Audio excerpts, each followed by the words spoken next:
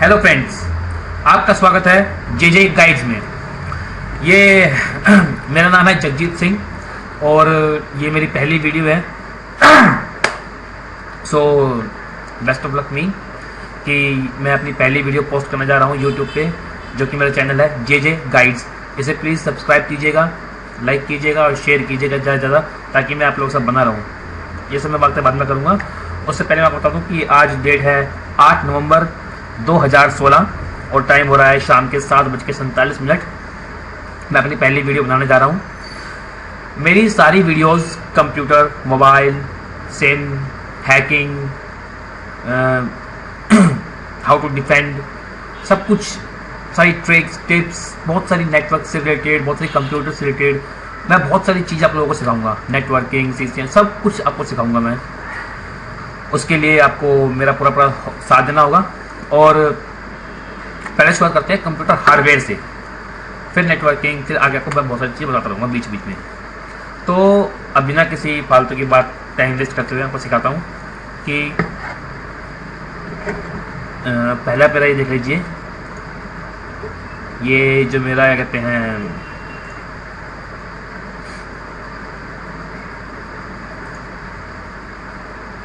ये मेरा चैनल है जे गाइड्स का।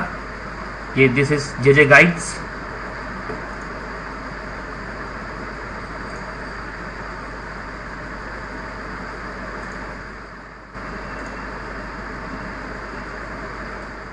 This is J guides. ये चैनल आप जरूर सब्सक्राइब कीजिएगा। तो हम शुरू करते हैं computer hardware. This is computer hardware. हमें शुरू करते हैं। Okay, so let's do it.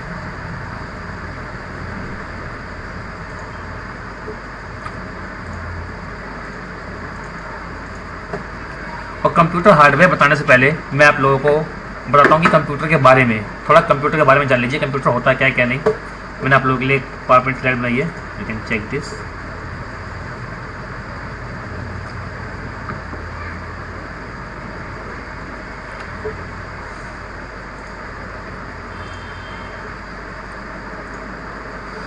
ये देखिए, computer is an electronic device which is used to store data and process on it, then show the result according to used requirement. It means that कि computer एक electronic device है जो data को use करता है। हर जो हमने data store किया होता है कंप्यूटर में, उसे यूज़ करता है, उसको प्रोसेस करता है और हमारे सामने एक रिजल्ट शो करता है कि जो हमें हमारी रिक्वायरमेंट के अकॉर्डिंग। ये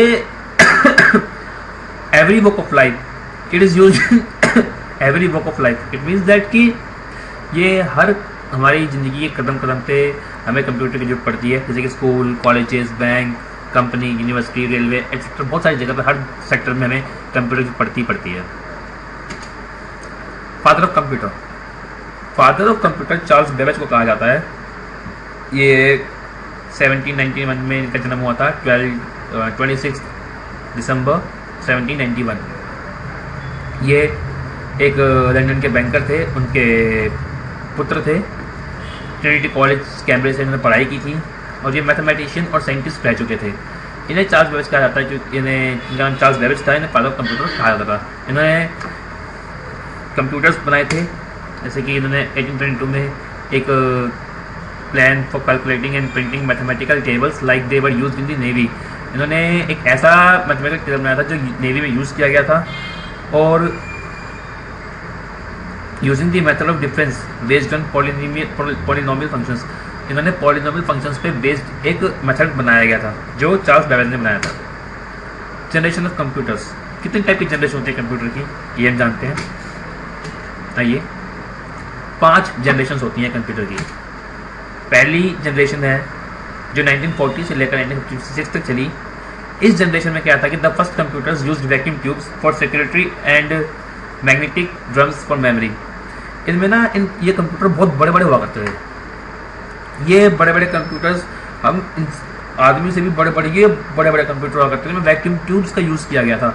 बहुत बड़ी बड़ी ट्यूब होती थी और ये बहुत ज़्यादा हीट जनरेट करती थी, बहुत ज़्यादा इलेक्ट्रिसिटी लेती थी, बहुत बड़ा एरिया लिया करती थी ये, क्या कहते हैं, चलने में। इनके एग्जांपल्स हैं जैसे कि यूनिवैक, इनियक, ये सारे कंप्यूटर्स 1940 टू 1950 तक चले, जो कि फर्स्ट जनरेशन के थे। देखिए ऐसे ऐसे कंप्यूटर्स हुआ करते थे, ये आप देख सकते हैं। ये आप यहाँ पे देखिए, ये देखिए मैं दिखाता हूँ आपको, ये कंप्यूटर्स हैं like this. Second generation computers 1956 से लेकर 1963 तक चले। इनमें क्या हुआ, जो वैक्यूम ट्यूब्स थी उनको हटा के ट्रांजिस्टर्स लाए गए। ये एक अच्छा काम किया गया था कंप्यूटर्स के लाइन में कि ट्रांजिस्टर्स ने रिप्लेस किया वैक्यूम ट्यूब्स को।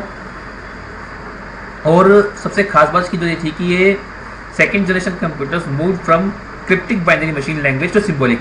जो क्रिप्टिक बाइनरी मशीन लैंग्वेज जो थी, जो हम फर्स्ट जनरेशन यूज कर रहे थे, उससे ये सिंबॉलिक पे आए। और high level programming language were also being developed at this time, such as early version of COBOL and FORTRAN. इसका मतलब ये है कि जो एडवांस लेवल की लैंग्वेज थी वो यूज़ की गई, जैसे कि कोबॉल और फोर्ट्रन जैसी लैंग्वेजेस यूज़ की गई इस दौरान। और these were also the first computer store their instruction in the memory. और ये पहले कंप्यूटर थे जिनमें उनकी मेमोरी में डाटा स्टोर किया जा सकता था। ये कुछ ऐसे दिखा करते थे। अब आ गए थर्ड जनरेशन कंप्यूटर्स पे।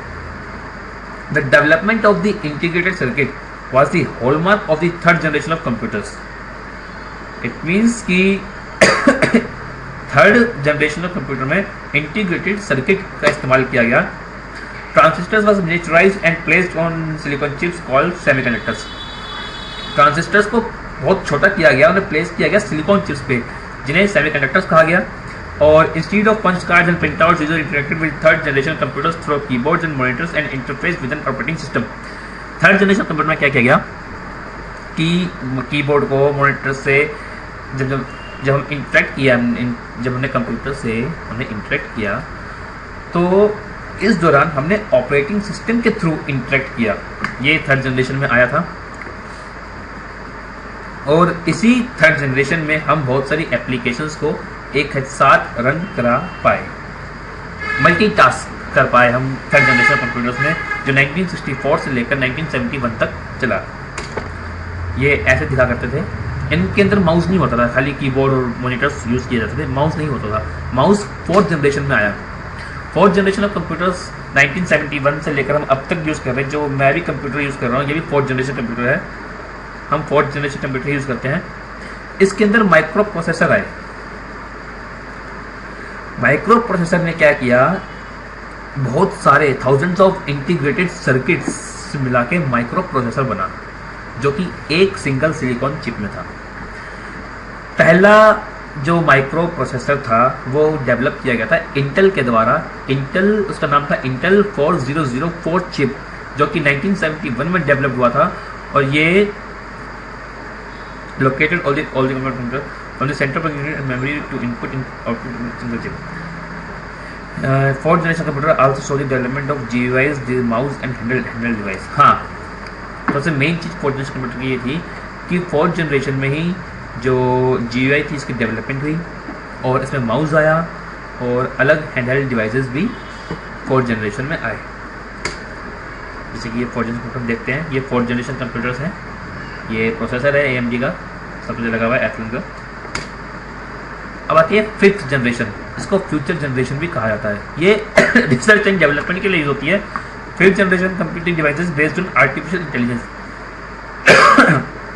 आप लोगों ने सुना होगा कि जो आर्टिफिशियल इंटेलिजेंस है, इसको AI भी कहा जाता है। अभी रोबोटिक्स की जो पढ़ाई होती है, रोबोट्स वगैरह की, उसे नाम दिया गया है आर्टिफिशियल इंटेलिजेंस का। तो इसमें फ्यूचर जनरेशन में रिसर्च एंड डेवलपमेंट की पढ़ाई की जाती है, और ये अभी भी डेवलपमेंट में चल रहे हैं। जैसे कि वॉइस रिकॉग्निशन है, ये सबसे बहुत बड़ा एग्जांपल है। वॉइस रिकॉग्निशन जो रोबोट्स वगैरह भी इस्तेमाल होता है। The use of parallel processing and super conductors is helping to make artificial intelligence a reality. Artificial intelligence को एक रियलिटी का रूप देने के लिए इसमें पैरेलल प्रोसेसिंग और सुपर कंडक्टर जैसे चीज़ों का इस्तेमाल किया जा रहा है। The goal of fifth generation computing is to develop devices that respond to natural language input and are capable of learning and self organisation. जो फ्यूचर जनरेशन का गोल है, जो कि उनका एम है कि उन्हें क्या करना है, वो ये है कि जो रोबोट्स ये बना रहे हैं वो खुद नेचुरल लैंग्वेज का रिस्पॉन्स दे सकें अच्छे से, और साथ में वो इतने कैपेबल हों कि वो खुद से डिसीजन ले सकें। मतलब ये एक बहुत ही एडवांस्ड रिसर्च की जा रही है। तो ये उनमें होते हैं, मैं आपको दिखाता हूँ कैसे होते हैं ये देखिए, ये आप देखेंगे ये रोबोट है यहाँ पर आर्टिफिशियल इंटेलिजेंस का। आप यहाँ पढ़ भी सकते हैं, the fifth generation computer will use super large scale integrated chips, they will have artificial intelligence, they will be able to recognise image and graphs. ये सारी चीज़ें हैं, आप पढ़ सकते हैं। ये देखिए ये फिफ्थ जनरेशन कंप्यूटर्स हैं। तो थैंक यू गाइज, ये हमारा आज का पहला लेक्चर था। दिस इज़ लेक्चर 1, जिसमें मैंने आपको सिखाया, जिसमें आपको मैंने बताया, आई एम सॉरी बताया मैंने कि कंप्यूटर्स के बारे में थोड़ा आपको नॉलेज दी, कंप्यूटर्स क्या होते हैं और क्या नहीं होते हैं। आप मेरी वीडियो को लाइक कीजिए, शेयर कीजिए, सब्सक्राइब, मेरे चैनल को सब्सक्राइब कीजिए। आप जितना करेंगे मैं उतना ही मेरा हौसला बढ़ेगा और मैं ज़्यादा से ज़्यादा वीडियोस डालूंगा। आपको शायद हो सकता है मेरी पहली वीडियो है, हो सकता है किसी को पसंद भी ना आए, पर आपको अच्छी ना लगे और आप बैठ जाएं, आप ऐसा मत कीजिएगा। आप मेरे वीडियो को लाइक कीजिए, शेयर कीजिए और कमेंट कीजिए कि क्या अच्छा नहीं लगा, क्या अच्छा लगा। आप ऐसा करेंगे तो मैं आपको बहुत सारी चीज़ें बताऊंगा। रियली आप मुझे अंडर एस्टिमेट मत कीजिएगा, मुझे बहुत नॉलेज है और मैं बहुत अच्छी अच्छी ट्रिक्स आप लोगों को बता सकता हूँ। अगर आप थोड़ा सा साथ दें, थोड़ा 2 कदम आप आइए, 2 कदम मैं आऊँगा। थैंक यू, धन्यवाद।